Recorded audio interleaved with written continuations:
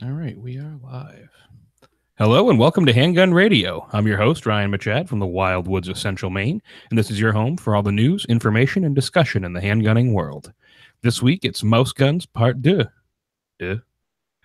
Small guns and big calibers. So as always, Handgun Radio is brought to you by the Firearms Radio Network. Please check out the Patriot Patch Company for their awesome patches and other high-quality items. Visit patriotpatch.co for more information, and they have their cool artist proof renditions coming with the latest Patch of the Month patches. Like I said, the last one was the fireworks package ready for 4th of July. So be sure to go check that out, patriotpatch.co. And shop Amazon using our affiliate link, firearmsradio.tv/Amazon. And please help support Handgun Radio. Head over to firearmsradio.tv/pledge and click on HGR. There are a bunch of different pledge levels over there, and we really appreciate it. So, Weird, how you doing? I am doing good. How you doing, Ryan? I am exhausted. If you hear my fan on, I'm sorry. It's very hot up here. Yeah, we put up a repaired a rotten fence in the backyard today, and I am exhausted and sunburnt. But the fence is up, and my kids cannot escape the backyard. Nice. You know they'll try. Yeah, not yet. Anyway. Oh, and also we tackled that hawthorn bush. Oh, what'd you do? We sprayed the hell out of it with Roundup. Is it already showing signs? Yes, 4 or 5 people emailed me. Thank you very, very much for emailing me that. A little while ago, and when you hear this, actually you'll probably have a better update because this post's like a week out, I think. But yeah, we went and got, while we were working on the fence this morning before we started, we also picked up some Roundup, and has a little battery powered sprayer on the tank and everything. It works great.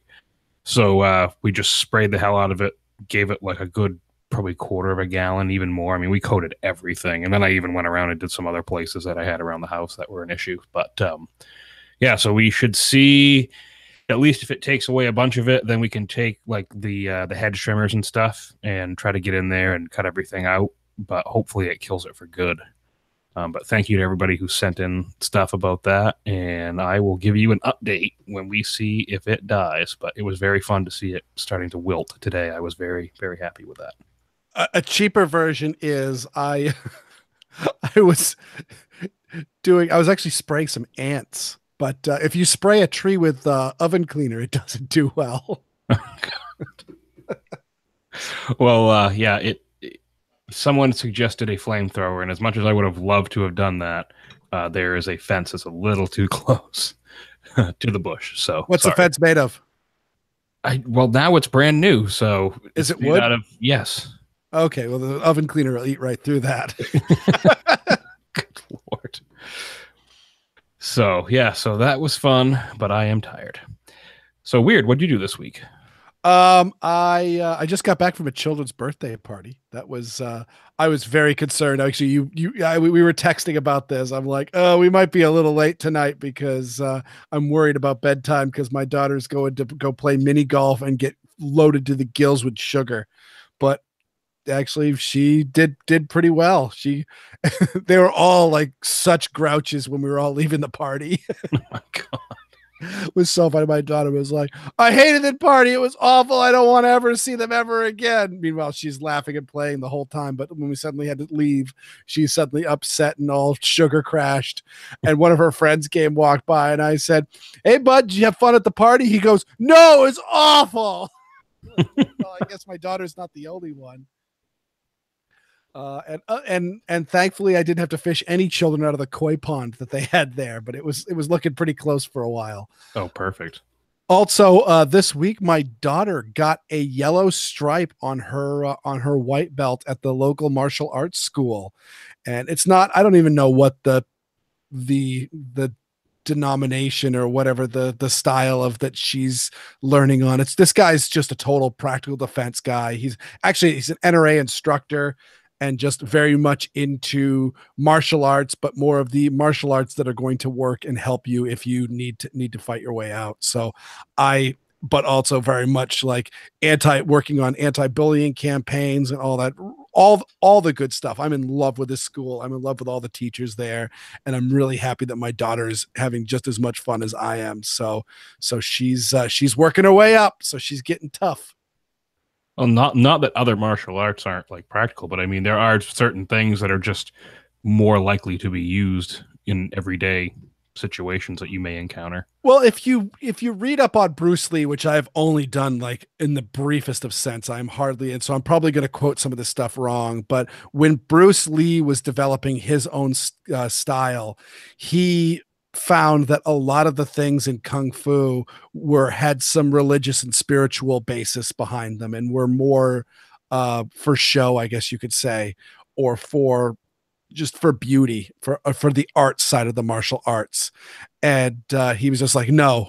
And he spent a lot of time studying boxing, because boxing was just pure and simple sport, was just the, all right, what is the quickest and easiest way to put your opponent on the ground? Because you don't want to be, the longer you stay in a fight, the more risk you have of getting yourself knocked out. And so he very much was for the practical side of it. And that's a similar philosophy, I would say, that's being expressed here. So what's your drink segment this week? All right, I took a chance. I was actually super nervous making this drink, but I'm like, I need to know. So you guys might have heard a while back that I've got rhubarb growing in my garden, and awesome plant, by the way. If you have a chance to get your hands on rhubarb, oh my God, it's so easy to deal with, and this stuff is awesome. But I made a rhubarb crumble, and the recipe called for cardamom to use for spicing it. I don't know if I've ever done that before, but I tried it out, and oh my God, cardamom and rhubarb go so well together. And so I got thinking. So I've got this gin here. I've talked about it before. It's called Ransom. It's from Washington State. And they call it an Old Tom. I would call it a Jennifer, but it's a barrel-aged gin. And one of the flavors that's up there on top beside the juniper is cardamom. And I just thought, I really want to get the rhubarb in there. So I'm drinking a gimlet, but my gimlet with a variation of it is I'm using this Ransom Old Tom gin. I'm using 1 ounce of fresh lime juice, 2 ounces of the Old Tom, 1 ounce of lime juice, and a half ounce of my rhubarb simple syrup. Which I think when I make it again next time, I'm gonna take like half of a large stock, so like maybe 2 cups of finely chopped rhubarb, put half a cup of sugar on top of it, and put that in a little stock pot. And then after it's sat for a few hours, overnight, whatever, there'll be so much water coming out of the rhubarb, but I could just put a little heat on the bottom of it and see if I can get the last of the syrup in there. Cause I added a little water. I want it to be a little stronger. I want more rhubarb flavor.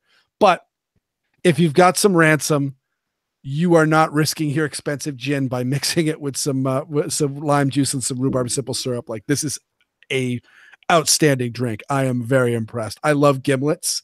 This might be the best gimlet I've ever had.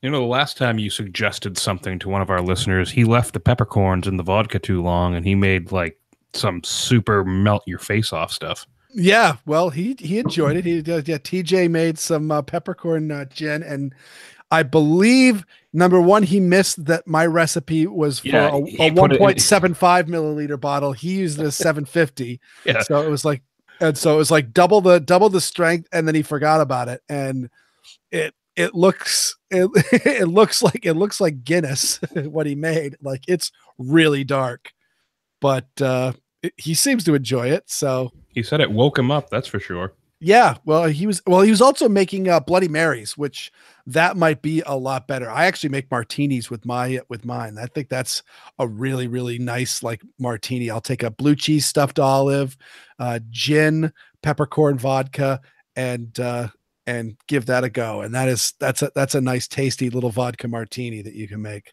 The Um, peppercorn with that Bloody Mary though, the saltiness in that pepper would actually probably be a oh pretty yeah, good.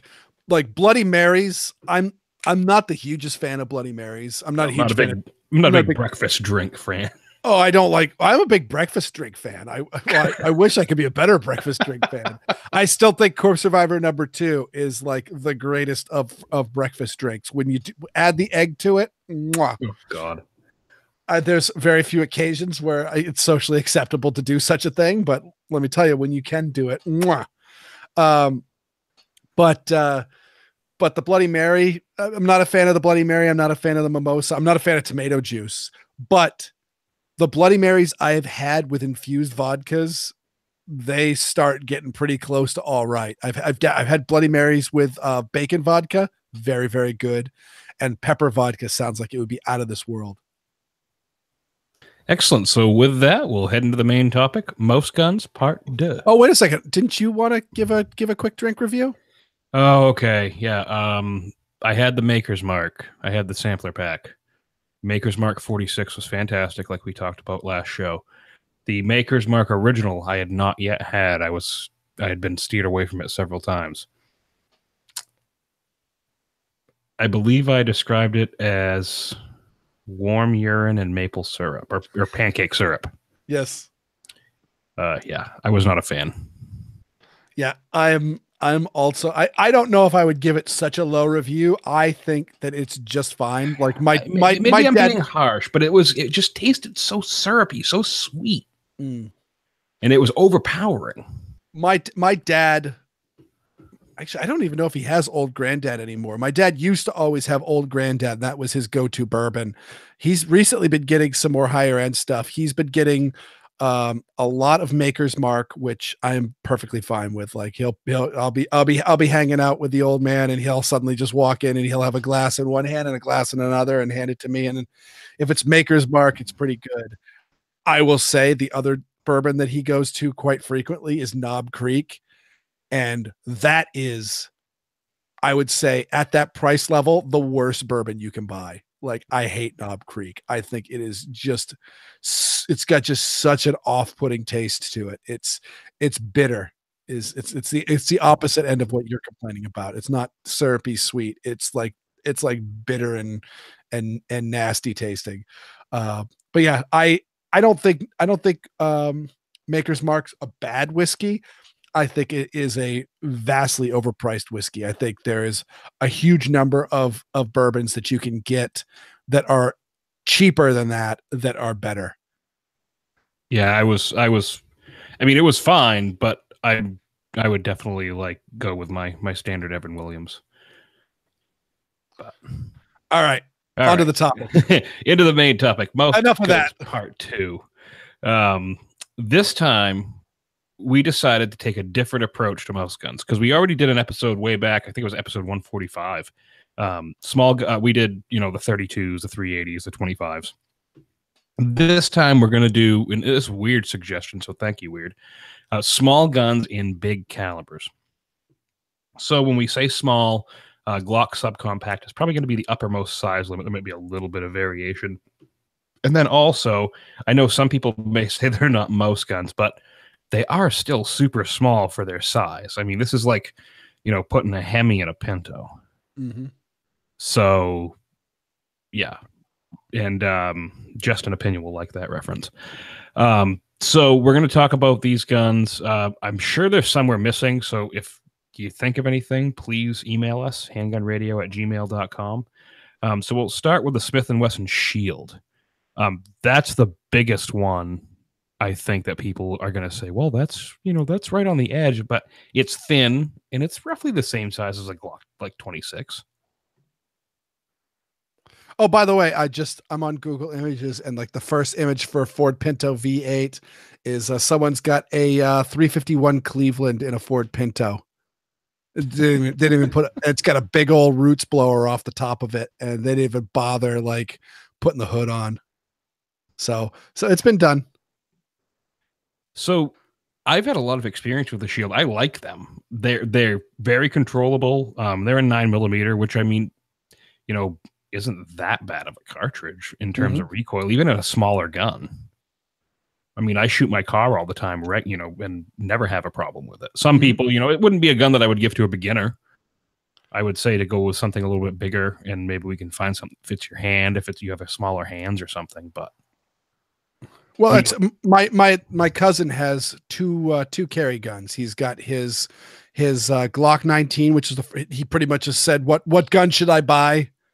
And I just said, go into the store, try out the M&P, try out the the M&P, try out the 19, the 19 and the 17, see how they feel in your hand, see what they look like, see what the prices are. Ended up walking out with the 19, and I gotta say I've shot it, and I used to be a super anti-Glock snob. Like I have really kind of turned the corner on Glocks. I like them a lot more than I used to. And I still like M&Ps a lot, but he had that, and then he wanted something that was a little bit lighter for when you're not going to carry the Glock 19, which is the Glock calls it a compact, but I think a lot of people will point out that the Glock 19, it's a full size gun. It's a smaller full size gun, but it's a full size gun. And he picked up a Smith & Wesson Shield. That was back when they were doing like the heavy discounts. I don't know if they're still doing that, but he picked it up for a song, and he is absolutely in love with it. And yeah, it's a nice little carry gun. Yeah, I mean, they're a fantastic gun. I mean, and they were, yeah, like you said, those deep discounts. I mean, God, what are they going for? Like $299 at some places, I think so. Yeah. maybe even lower in some places. Yeah, they were going for dirt cheap. I know that. And also another thing to point out is we're going to be talking about a lot of 9mm here, but the shield is also in 40. So if you want 45. and 45, yeah, 40 and 45, you're right. And so if you want a little bit more beef, they got the two bigger calibers.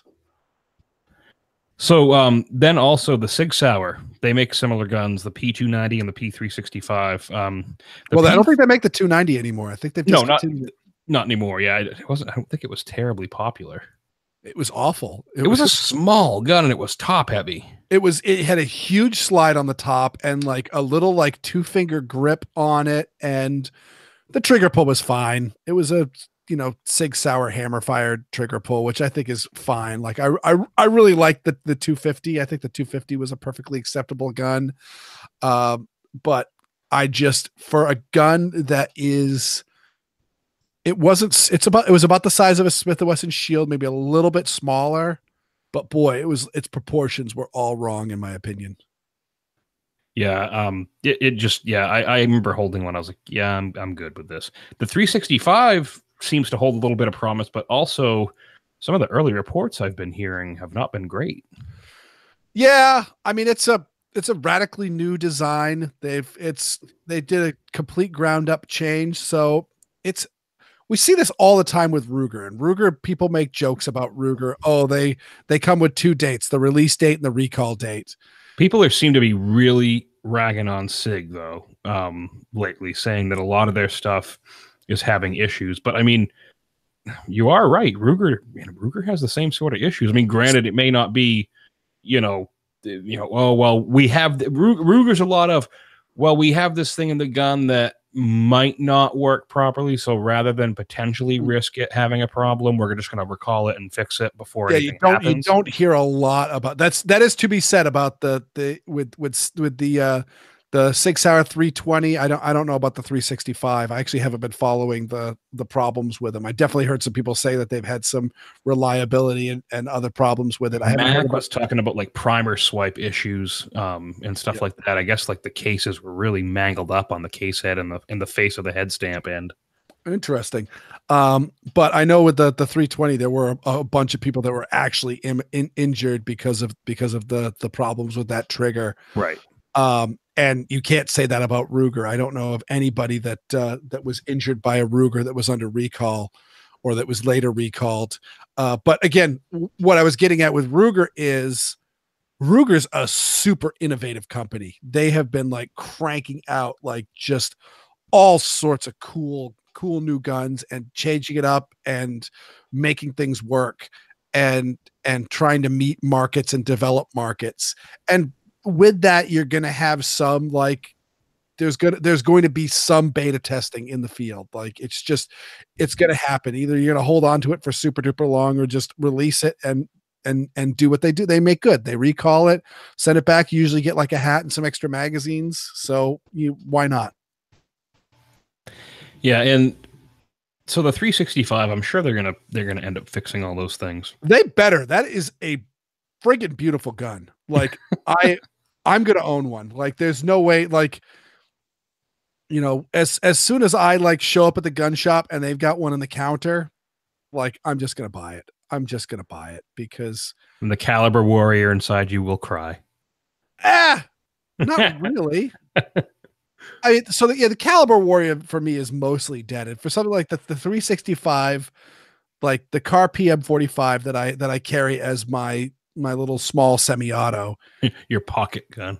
Yeah, it's a pocket gun. It's a pocket gun. And it is. I'm not saying it isn't. It's just crazy to me that a 45 is still a pocket gun. We will get to that. We will get to that. Let's not put the cart before the horse. But still, 5+1 rounds of 45 ACP plus P is pretty damn awesome. But 11 rounds, 10+1 rounds of 9mm plus P, it makes more sense, and it's a smaller, lighter gun. No, there's no two buts about it. Like, it's smaller, lighter, and holds more BBs, and they're powerful BBs. Yeah, I need to make that happen. So we'll talk briefly here about the Kimber Micro 9 and the small 1911 9mm, quote unquote 1911s. The biggest thing here is, I mean, they're very controllable. I think they are usually not made out of polymer on the lower end, and on the lower rather, and then on the slot, obviously. So they have plenty of weight to them for a small gun. They don't operate like your traditional 1911s a lot of the time. No, they look like a 1911. They are not, because they've got a pivoting trigger that uses a completely different system. They don't have the grip safety. The thumb safety usually doesn't lock into a notch on the slide. Nope, you can rack the slide with the thumb safety engaged, and I don't recall on the Kimber, but yeah, and on the barrel, they just gone as the really crappy. Like, I don't like it. Like, I'm always amazed when somebody other than a 1911 maker comes out with a barrel with a swinging link. It's great for what it was at the time. Like, when you look at like the Colt 1900, yes, I get it. Like, that was a double swinging link, and they Browning simplified it to a single swinging link. That made sense. But by the time the Browning high power was coming about, gone was a swinging link and was the camming action. And the Colt, I don't know who came out with it first. The two oldest guns that I know that do have this system are the Colt the Colt what was it, Government 380, I think was the very first of the little micro quote unquote 1911. And the Mustang and I forget which one. There's a whole bunch. The Colt Mustang, the Colt. I bet you Llama came out with a 380. Small one. But did they come out? But those might have been swinging links.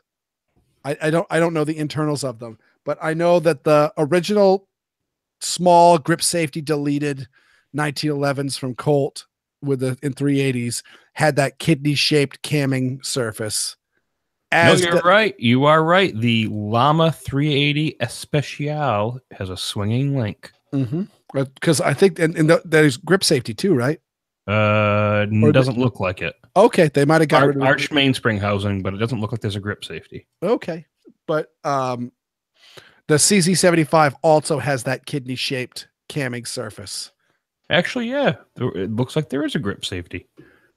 Huh? Some of them have it, some of them don't. But because the Spanish were doing a lot of copying because they had their interesting copyright stuff. Like Forgotten Weapons did a great video on like Spanish copyright stuff, and it's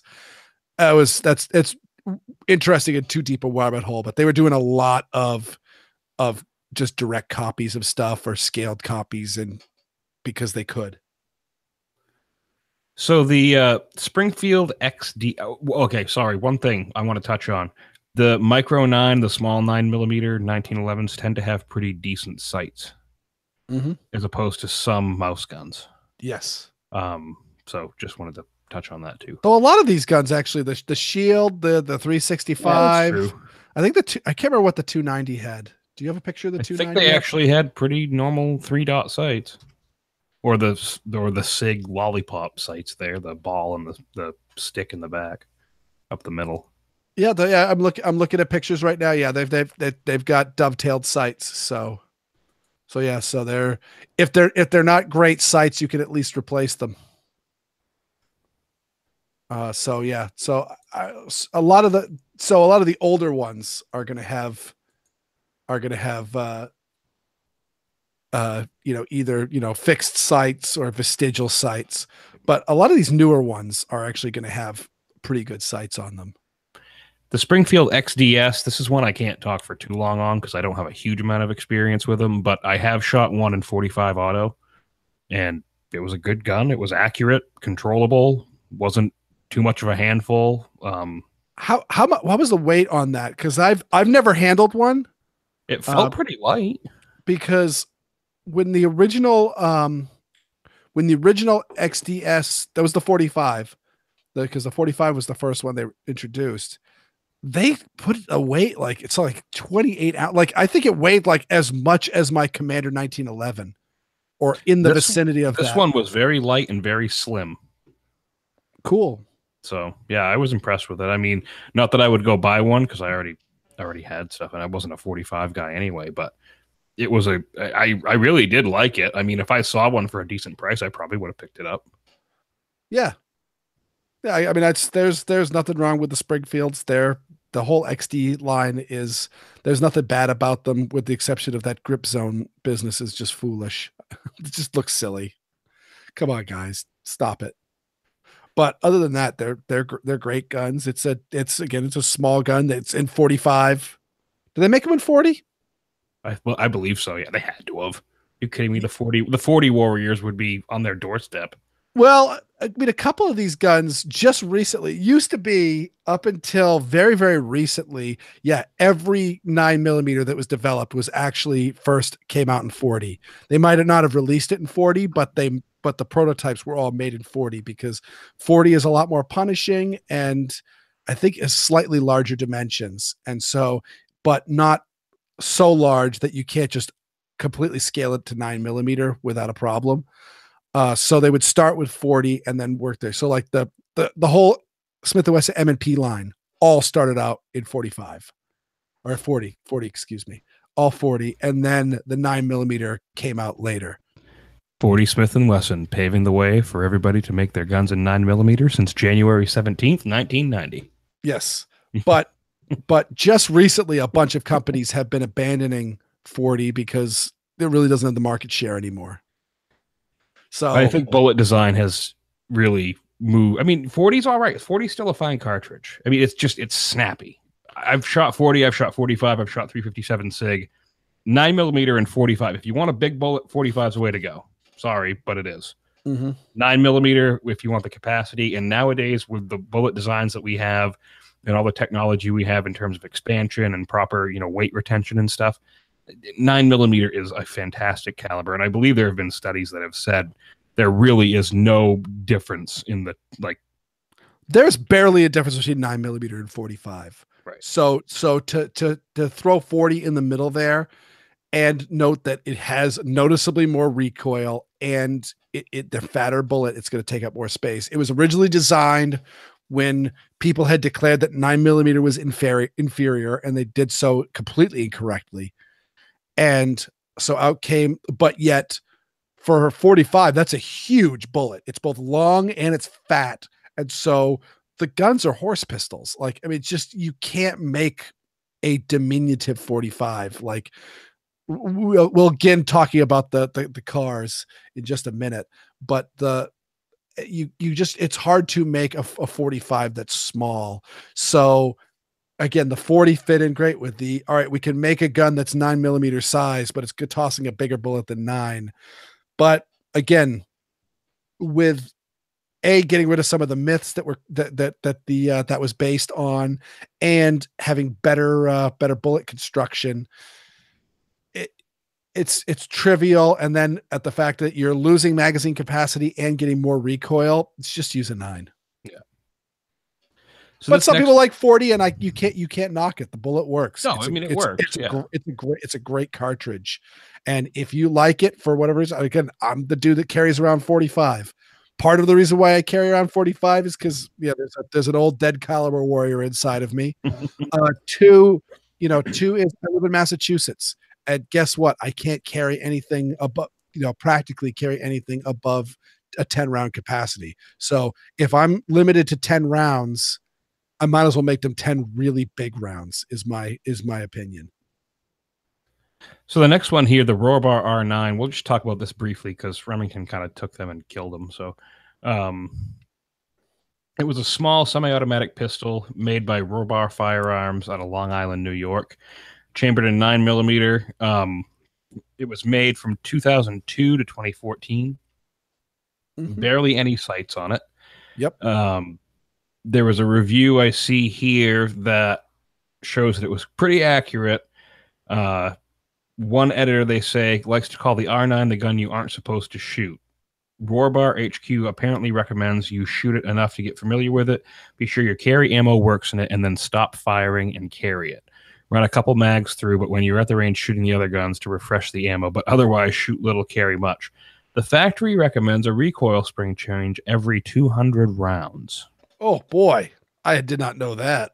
The recoil spring, I'll send you a link to this review.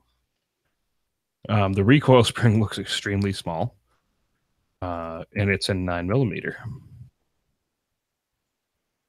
Oh geez, you sent me the. I know. I'm sorry. Ugh, yeah, take that out of the show notes. We don't want to subject anybody to the truth about guns. I don't care if Rocco's there or not anymore. But the gun is smooth, small. I mean, it really. Oh geez, that recoil spring! It looks like it's 2 inches long. Yeah, if that. An inch maybe. That's teeny. Yeah. Oh man, the picture in this. Oh man, it might be worth going to the truth about guns just for the picture. They got the extended magazine on there, an extended magazine with the heel release. What a terrible idea. Well, I'm pretty sure you're not going to be speed loading this gun. No. And I gotta say, I didn't realize it was out as it was certainly around that, obviously I saw one. I'm trying to remember where the first time I never actually shot it. I handled one. I was at a blog shoot and a guy had one as his carry gun and he was absolutely in love with it. He should be at the amount he paid. I think they were $1,200. $11.95 MSRP. Yeah, he might have paid 12. That's one of those guns where they might have gone for over MSRP because they were so uncommon. 15 ounces unloaded, 18 ounces loaded with 7 rounds. So what would you say the start date was again? 2002. Yeah, so that is like the car PM9 existed then. I mean, this is the size of an LCP. It's about the same size as a PM9. Really? It is tiny. It might be closer to an LCP. We need to see. I mean, 5.2 inches, LCP dimensions. Bigger LCP. Okay, so the Rohrbar dimensions. Overall length 5.2, 5.16. So it's just a little bit bigger than an LCP. The LCP is 5.16 and the Rohrbar is 5.2. And the weight, 18 ounces loaded. Weight unloaded. So the LCP is a lot lighter, but the Rohrbar is made out of aluminum or steel. Here, I'll put it in the show notes. I've got I haven't had a chance to look at it just yet, but there's a chart that I found a long time ago that is awesome. That is, they put a little box that's the same size and a little imaginary hand that isn't really oh yeah, I've seen that over it. But again, it's the hands don't follow the hand because that person's like the Green Giant, like the person's got gigantic sausage fingers.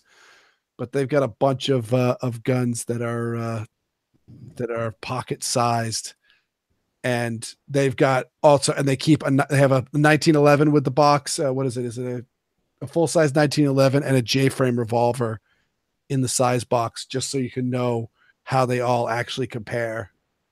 And Rohrbar RS9,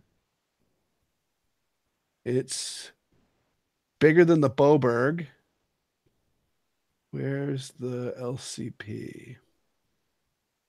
No, the Boberg's bigger because the guy's got fingers on both grip. Yeah, 2 fingers on the grip of the Boberg and only 1.5 on the R9.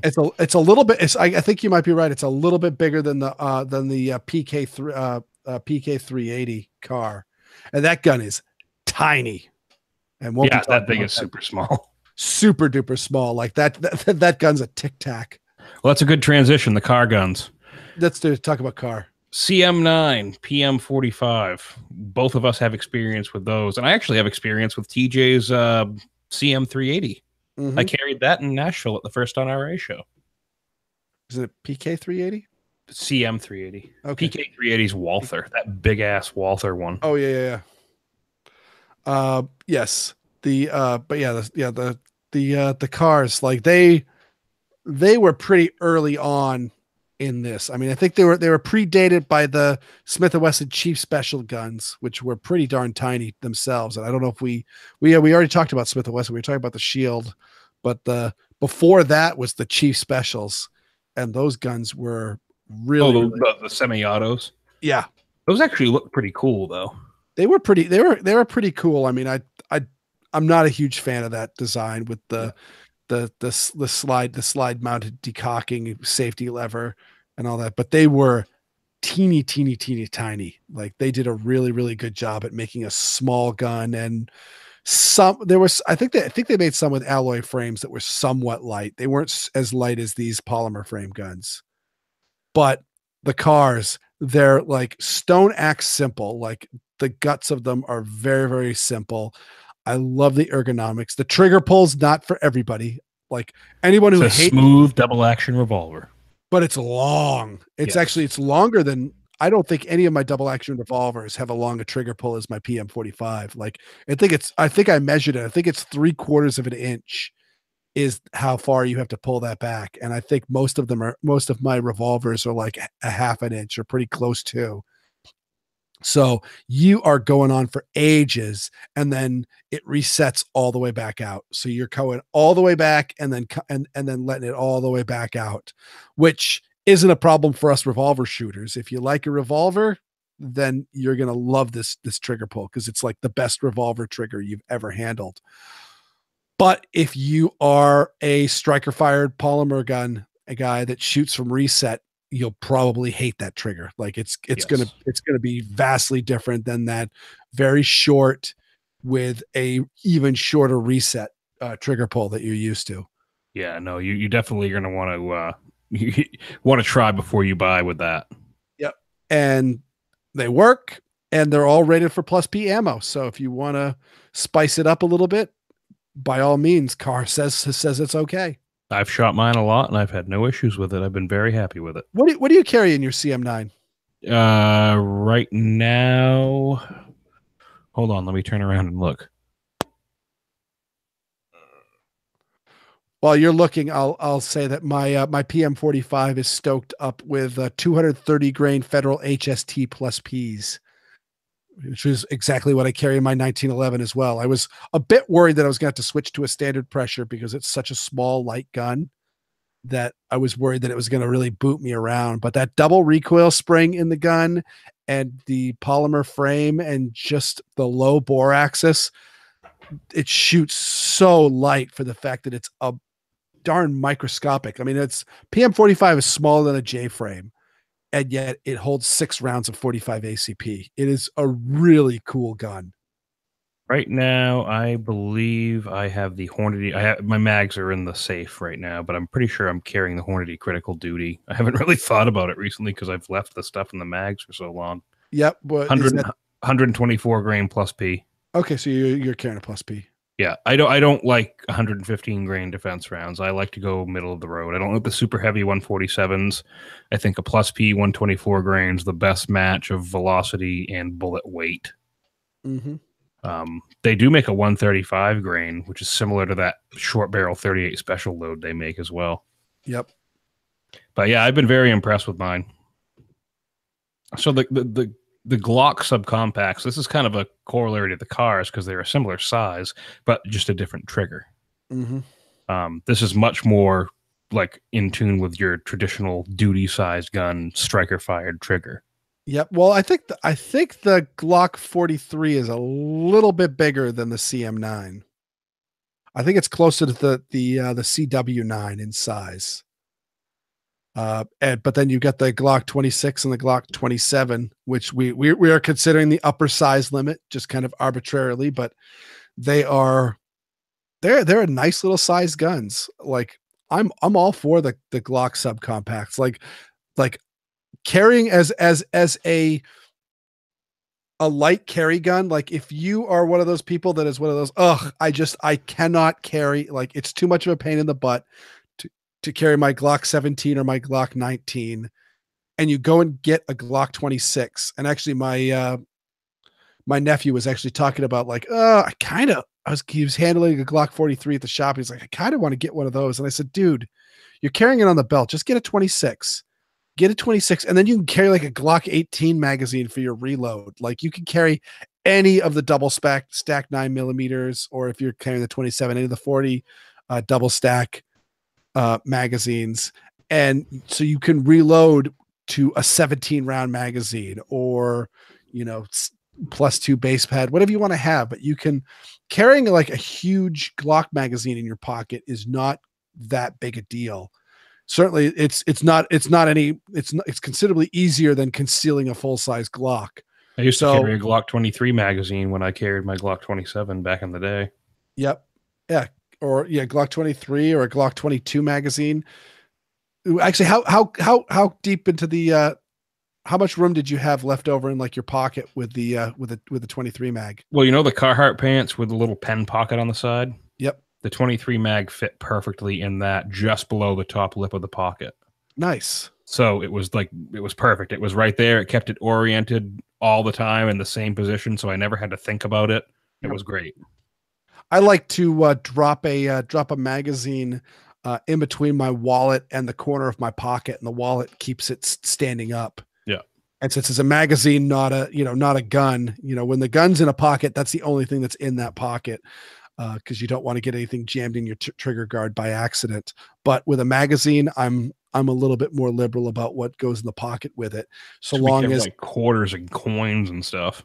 Yeah, well, I don't carry coins. I throw I don't carry change. When I get the change, when I get change for solid bills, I throw it actually in the back pocket of my pants so that I hear it rattling and feel it rattling. So as soon as I get home, originally I dumped it in my coin jar. And then when that coin jar got full, I'd take it to the bank. Now my daughter collects the coins. That's kind of her allowance. And we take it to the bank, and then we go to the toy store.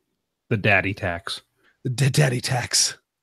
So and the Glock subcompacts are in basically all of their calibers. I mean, looking at their size chart, I mean, you got Glock 26 and 9mm, Glock 27 and 40, the Glock 29 and 10mm.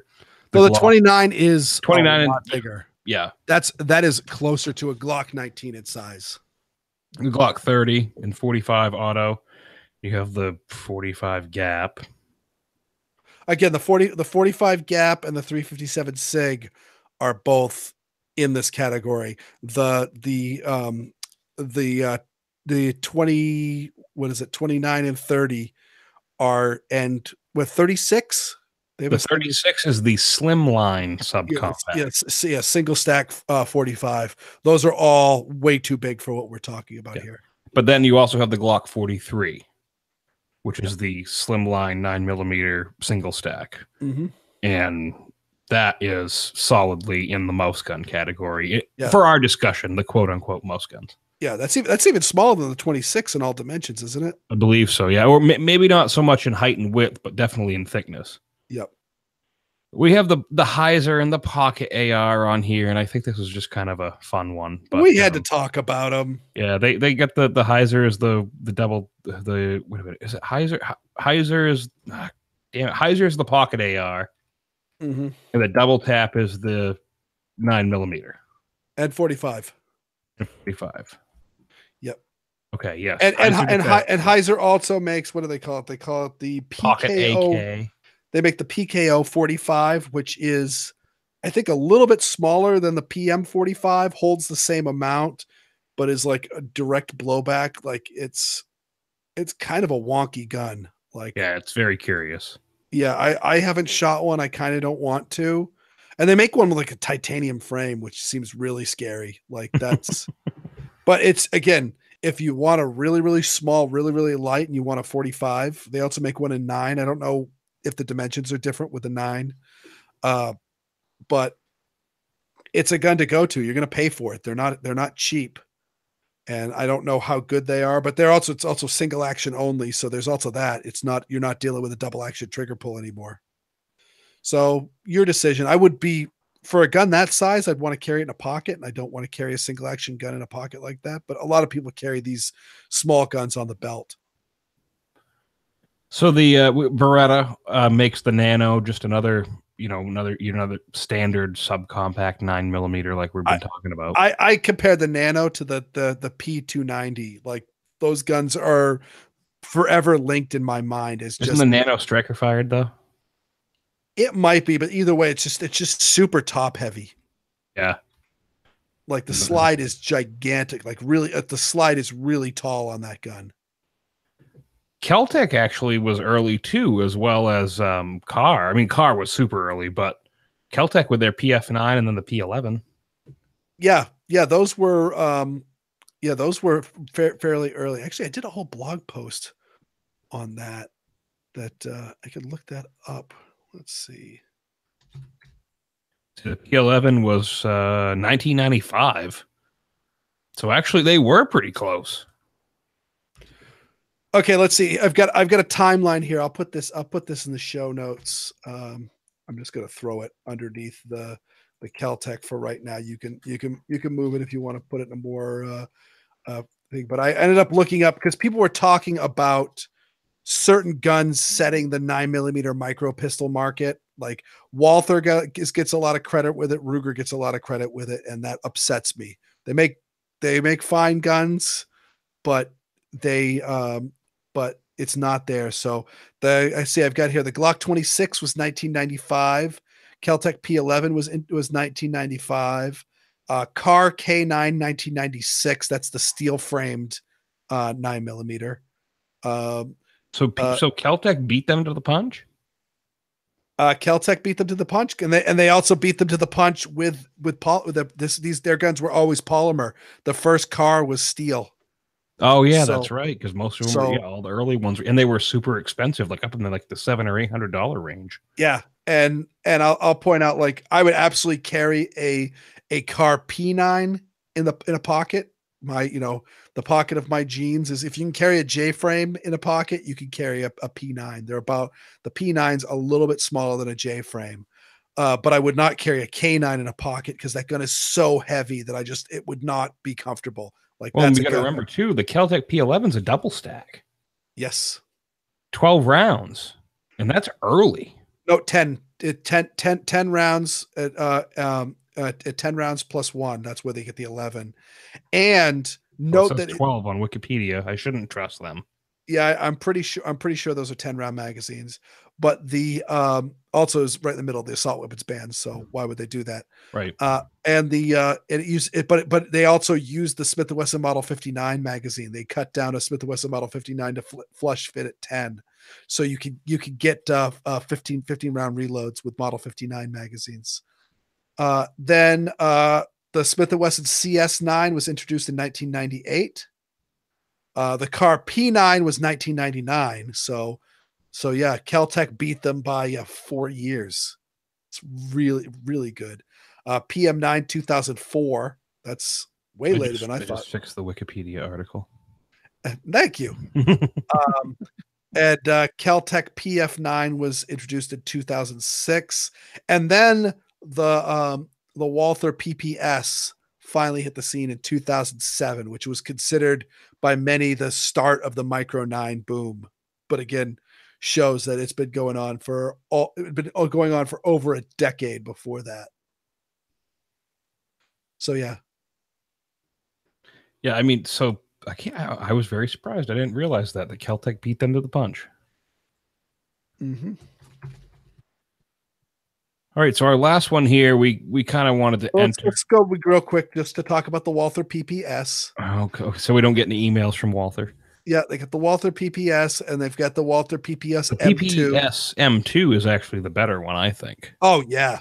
I really, really obviously I'm wrong, and I don't fault Walther for doing what they're doing, but they've been deleting their paddle release from their guns and putting button releases.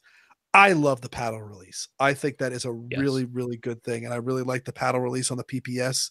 What I didn't like on the PPS is, again, top heavy. The slide is humongous on that gun for the size of it. And I did not like that there was a little thing that hung off the back of the magazine instead of the front. Every other gun that I own, there's a lip on the front of the magazine. With the PPS, there's a lip on the back of the magazine. And when I grab when you're grabbing a magazine, I'm grabbing it by the butt. I'm indexing off of that lip to see which way the rounds are facing. I confirm that and shove it into the gun. And the first thing I did when I handled the Walther PPS is I put the magazine in backwards. Yeah, Yeah, I not a remember you telling me about that. It's like, okay. deal breaker. Deal breaker, won't bother with it. But yeah, the PPS M2 is a lot better than the standard PPS, but a lot of these guns we're talking about is better than the PPS as far as I'm concerned. A lot of people are going to be wondering why we haven't talked about revolvers yet. So to wrap up, we will talk about full power revolvers that are still small. Mm-hmm. 357 J frames and miscellaneous, meaning the Ruger LCR. Yeah, well, I consider it a J frame. It really is. I mean, it's still a small gun. And it's the same size too. I mean, it's I when I got my LCR and started carrying it, I simply took the holster that I've been carrying my Smith & Wesson 642 in, and pulled the Smith & Wesson 642, threw it in the unloaded it, threw it in the safe, and then loaded up the LCR 357, and away I went. Did you sell the 642? Nope, still got it. I don't recall seeing that. Well, I don't know. It's the 642. Everyone's got one. You've never shot one of those? Not the 357. No. 642 is 38. Oh, okay. Yeah, no. I used to have a Model 60. Come on, don't test me. I don't have my number wheel on my Smith. No. Smith & Wesson Dakota ring. Yeah, Wheel. That's a pain in the butt. But the I forget the what the designation for 640, isn't it? Because the 340s and 357 too, isn't it? No, six. Yeah, I don't know. I'm not going to look it up either. That's going to be bad internet, bad podcasting for me to be digging through the Smith & Wesson archives. But again, for what I'm saying is the LCR is almost the exact same size. The grip might be a little bit, the grip frame might be a little bit larger, or grip itself. I really haven't gone too deep on it, but overall the dimensions are nearly identical, so much that I literally just did a 1-to-1 swap between my 38 plus P 642 for the LCR 357 and never looked back. And not uncontrollable in 357 either. No, it's a very I mean it's a handful. It's a stout gun in 357, but it is not as punishing as Smith & Wesson, for Smith & Wesson to get to their 340. Is the scandium framed 357 Magnum with the Chief Special. Yeah, the 640. I just looked it up. Is the stainless steel that can be had in 357 J frame. Yep. Yeah. I guess we could consider those. Is that So you get the steel framed in 357. The newer model 60 is in 357. It's steel framed, and those guns are perfectly acceptable. They're great. They're great guns.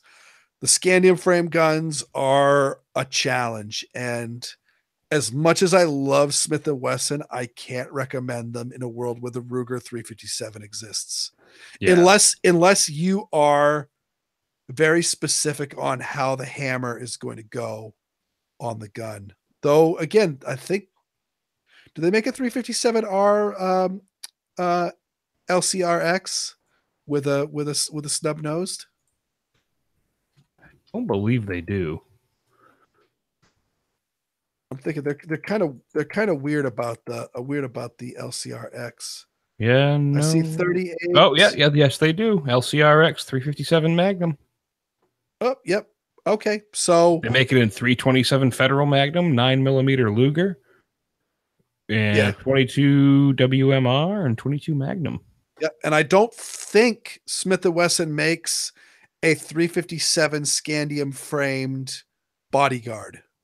So with the bobbed, the exposed but bobbed hammer, which is a really cool design. I wish they did more ugly guns, but I really wish they did more with that, because that is a surprisingly nice setup where it's not the hammer is not going to snag on anything. It's not going to cause any problems, but you can still very easily, very comfortably, and very safely. I was concerned, could you do it safely? Thumb back that little nub of a hammer spur. Nope, no difference as far as I'm concerned for handling Smith & Wesson bodyguards. The only drawback that I would say for those bodyguards is you've got the ingress of dirt, like pocket lint and crap can get into that hammer channel, where it can't get into it in the Centennial models that have the sealed up hammer. But Sparky yeah, Poster but I would says, don't describe your 642 because all 642s look alike. no, because mine doesn't have the lock. So mine is a 642 without a zit. Oh, good Lord. All right. Well, I think we've covered quite a few there. So with that, we'll head into the wrap-up section and close out the show. Although one thing I don't think I ever got down to it was I was saying I can't recommend the Smith & Wesson Scandium frame 357s in a world where the LCR exists. I can't even actually, honestly speaking, I can't recommend the steel framed Smith & Wesson J frames in a world where the LCR exists, because I'm going to say, like, shooting 38s out of my LCR 357. What was more manageable, that or your Model 60? Probably that. Yeah, I think it shoots softer, and yet it's lighter than a steel gun. And so again, that's why I'm telling Ruger, come on, man, make more revolvers with this polymer design, because I think it takes the best of both worlds. Like, I can't recommend a Smith & Wesson J frame in a world where the LCR is, because you're just going to get like nothing but benefits for this polymer gun. The only thing is, if you look at them and go, oh my God, they're so ugly, because they are unbelievably pig ugly guns. If that's a concern for you, okay, so be it. Other than that, it's better in every way as far as I'm concerned. Because the Smith & Wessons just kick like a cow when they're light. Okay, go close. I'm done. Rant off. It's a Weirdbeard at weirdworld.com. So yeah, okay. We'll head into the wrap-up section and you threw me all off. We'll head into the wrap-up section and close out the show. Don't forget to shop Brownells using our affiliate link. Head to firearmsradio.tv and click the affiliate link in the upper right-hand corner. Be sure to go like Handgun Radio on Facebook and share it with your friends, and leave us a review on iTunes. Listen to all the great shows on the Firearms Radio Network, and be sure to check out the Firearms Radio Network on YouTube. And Weird, thank you as always, and where can people find you? You can find me at my blog, which is weirdworld.com. You can email me with hate mail at weirdbeard@gmail.com. And you can listen to me on my podcast, the Assorted Calibers podcast. We're everything's going strong and it's going good. And we're giving away a 9mm AR lower at the in the middle of next month. So for our Patreons only. So if you're interested in that, sign on to a Patreon. You get some other bonuses as well. So assortedcalibers.com or anywhere else you could find podcasts. Excellent. And thank you again. So with that, we'll thank you again, Weird. You've thrown me off this entire night. Well, they can't all be winners.